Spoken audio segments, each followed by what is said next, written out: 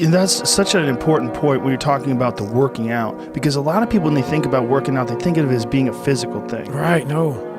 I did it for mental. Yeah. People always say, my God, like, no, don't look at it like, I didn't care about losing weight. I didn't care about being the fastest person. I wasn't making the Olympics. I wasn't going to pros. I could barely read and write when I was a junior in high school. I wasn't going anywhere.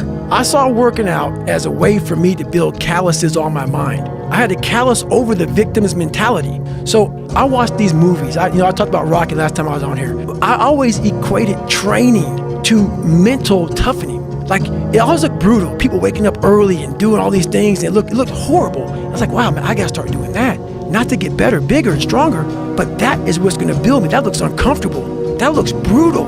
And getting up early, I don't wanna do that. So I made this long list of things that I don't wanna do. And through that, I found myself. I started, I'm like, you guys aren't doing this shit in high school. You guys aren't getting up at 5 o'clock in the morning, running over here in this golf course. So I started seeing myself very differently than the average human being. I was like, hang on a second. I have something they don't have. And that's when I started to develop these things through working out. It was this great, never-ending work ethic. And through work ethic, I developed self-esteem. Now, is this something that you learn? Is this something you learn yourself from exercise yourself? Or is this something you had read or heard about? Like, what made you equate doing this and doing these difficult things physically to mental toughness, to being, this is the discipline that you need in order to get your life out of the situation you're in? So I never read anything. I could barely read, so right. I wasn't reading back then. I watched a lot of movies, and I was really big into visualization. And I always equated working out to struggle. And I struggled my whole life, but I ran from it. So I started realizing, man, I gotta start facing the struggle, and I gotta be mentally strong for the struggle. So that's why I started coming up with I'm training for life. Mentally, I'm training for life. I'm not training for to lift 400 pounds. And I found out on my own pretty much, is that through discipline, through self-discipline, through repetition, through tons of repetition of the same thing that you don't want to do, and that's the key thing. Through repetition of things you don't want to do, you develop mental, like an armor for your mind. You start to armor your mind, because your mind's like, okay, we suffer every day. That's what we do. We do stuff that sucks every day. So then when the suck stuff comes, you're ready for it. And that's how I started coming up. I just started being very uncomfortable. Now it's like just a way of life. It's a crazy thing to figure out, though. It's like that you figured it out, and you didn't just figure it out, you embraced it. Like when you were talking about your senior year of high school, when you're talking about your mirror being your accountability mirror, like you had a radical shift. Like you just decided to not be a fucking loser, right, and to start tightening up and start holding yourself accountable and get ready for things. So I had this my whole life. I mean, I don't know if people believe in God or what. I don't care what you believe in. There's been this unrelenting voice in my head. We all have this voice. It's the right or wrong voice. And a lot of times that voice guides us into comfort. And my voice guided me into comfort a lot. But I had this other voice I heard my whole life saying, hey, motherfucker, what are you doing? Nah, man, we got to go over here. We got to go over here to that rock pile over in the fucking corner where nobody's at. That's where victory's at. We're over there in that corner. So this voice was giving me all these answers. Now, I wasn't a real smart kid growing up, but I had this crazy voice in my head saying, over there is where the fucking answers are. And I didn't want to listen to it, because over there was pain. Over there was me looking in the mirror. Over there was me being accountable for all these things that went through my life. Even though people put them on me, it's now mine to own. And I didn't want to go over there by myself, but I had to. And this voice was guiding me there.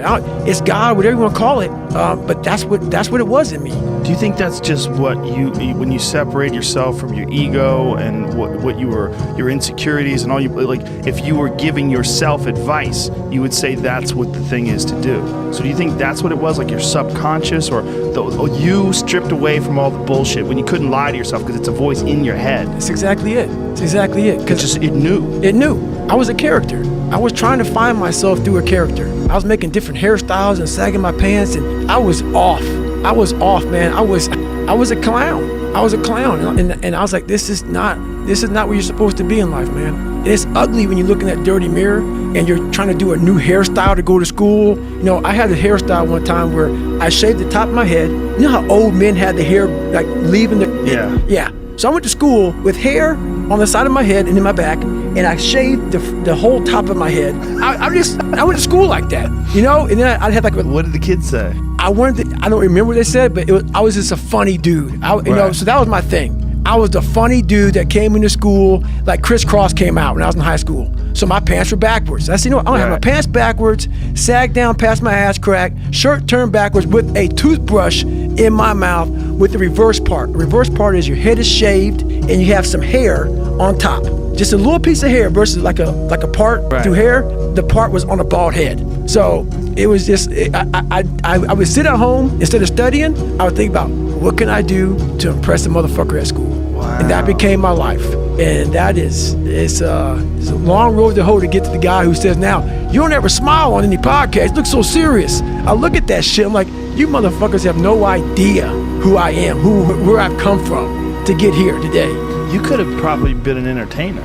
Like you probably, because you were doing all that kind of shit. I have some jokes, Joe. I got some jokes, Joe. I bet you do. So what people read in this book Can't Hurt Me. It's a sad story. It's a horrible story. It's a tragic story. It's a story that made me who I am today. But you have to learn to laugh at yourself too. Once you go through that shit, so there's a lot of parts in there where there's a lot of me against a lot of white people, you know? And I have a routine that I won't do. So people who hire me to speak, I'm not gonna do the routine. I often do it sometimes. Think about it. I was a 36 black guy to go through SEAL training, okay? Out of how many people? Out of probably, looking at probably 11, 12, to make it through, probably 13,000 SEALs. I was probably the 36, I was the 36 black guy to make it through. And over, since like the 1940s, you know, you're looking at almost 70 years. Wow. Yeah, so you know, do the math on that. So there's not a lot of black guys, and so I take that and I make a nice comedy skit out of that shit. You know, like the first time they tied me up and threw me, it's called drown proofing. Yeah. So I'm negative boring as hell. You know. Me too. Oh. I'm related to that big time. Yes, you're one of the few white boys, man. They're negative boring. You sink like a rock. Like a rock. And that's hard. So imagine them getting your hands and feet, tying your ass up and throwing you in the fucking water and say swim. It was like throwing a cat in the water with fucking a brick on him. So I was just losing my fucking mind. So it's so many things I had to get over, you know, and I found humor. I found humor in my suffering. I was like, motherfucker, what are you doing out here, Goggins? Like, this is crazy. Like, you're literally trying to reinvent the wheel. But I was trying to reinvent my mind. And I used every single tactic possible to do that. I didn't want to live in this world where I was a fake human being anymore. And I was tired of blaming everybody for where I was at. My dad beat me, this happened. I mean, my dad ran prostitutes, man. My dad literally snatched the soul out of my mom. Like, my mom is still battling. Like, after my mom left my dad, and this is what I'll talk about in the book, she got married 3 times for a total of 6 months. You know, I don't go there. I'm not even gonna talk about the guy she married. So this woman she's beautiful. She's so smart. All this stuff, man. This guy literally stripped her soul away. And I was a young kid watching it, and I had no soul to begin with. And my brother, he has a story that he could write 8 books. You know, my dad just came through and just washed us all clean. So to come out. Is he still around? He died about 4 years ago. 4 or 5 years ago, I'm not for sure. I didn't go to the funeral, but I forgave him. So I saw my dad through an 8-year-old's eyes. So we left when I was 8. And then at 22, I went back to see him through a grown man's eyes. And he was the same person I remembered. But I had to, you can't live with hate. You cannot move forward. As much as that guy tried to ruin all of our lives, that's where I came from. I had to figure out the origin of where I started from. So when I was going back through my life trying to fix who I am, the fucked up person I was, like, if your knee hurts, it's usually not your fucking knee that's hurting. It's something else, man. Like, it could be a tight quad. It could be the right leg if it's the left leg. You gotta find out the origin of where all this shit began. And it was him. So I had to go back to where, you know, my roots and the origin of all this happened, and it's hard to do that. Did you make peace with him? I made big peace with.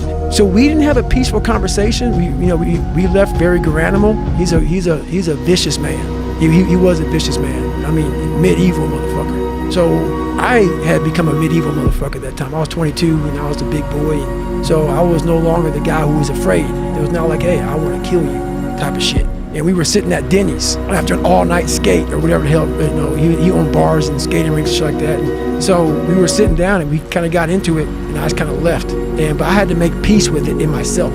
I could not hold on to that hate, because holding on to that hate was half the reason why I kept falling into the same pattern of failing. I had to start dumping off some baggage. I had to start figuring out me through him, and that's all he was there for. He was the origin. I had to figure him out. Figure out why he was so evil to my mom, to me, my brother, and I had to start studying him. Like, a lot of people have situations where someone does something and we all attack that person, like on the media. If someone does something wrong, everybody now is fucking perfect, and we now judge this guy. I don't judge him. I don't judge anybody. What I do is I start studying them. Why did they do that? Not in a judging way. I want to learn from you. And what'd you get out of your dad? I got that he grew up rough. He was very insecure, had a lot of kids, and his insecurities just trickled over onto us. So yeah, he jacked us up real good, but he never fixed himself. So if you never fix yourself, the next person in line is going to get the wrath, and we were next in line. You know, his first wife, you know, killed herself or whatever happened, and, you know, got burned up in a house or something. It's some craziness, man. There's a lot of stuff that goes on there that I didn't put in the book because I don't feel like going to court. Yeah. But yeah, it was a lot of stuff.